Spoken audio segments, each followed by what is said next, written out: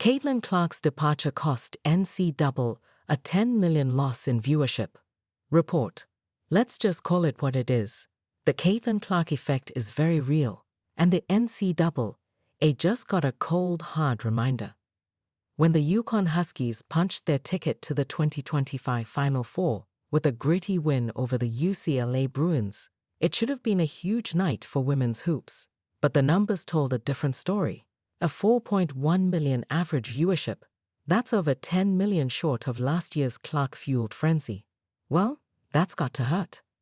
The Caitlin Clark factor hits like a truck. It's not like Yukon versus UCLA didn't deliver.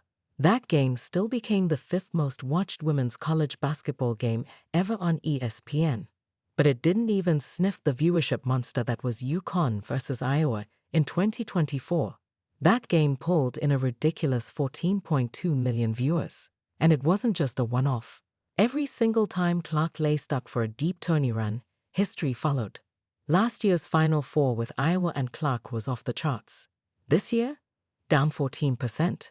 Sure, the 2025 version was still the 3rd most watched in the last 30 years. But let's not kid ourselves. When Clark was on the floor, viewership was shattering records. Need more proof? That 2024 title game between the Iowa Hokies and South Carolina Gamecocks reeled in nearly 19 million average viewers. And not only did it become the most watched women's basketball game of all time, it actually beat the men's championship game in viewership. Life after Clark. Still bright, but different. The numbers don't lie.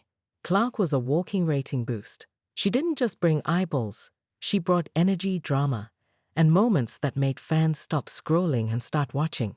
From deep logo threes to high-stakes clutch plays, Clark was a movement. Now that she's repping the Indiana Fever in the WNBA, that wave hasn't exactly died down. The 2024 WNBA season was the most watched in 24 years. Every major network that broadcast her games saw a spike. Casual fans tuned in. Diehards showed out. And the league is riding that momentum straight into the future. But honestly, the NCAA isn't gonna find another Clark overnight. And losing her to the pros? It straight up cost them 10 million viewers in one night. That's the kind of star power you can't just plug and play. It has to be built and elevated season after season.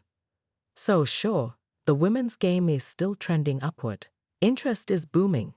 Talent is everywhere. But if the NCAA didn't fully realize how big of a deal Clark was, they definitely do now.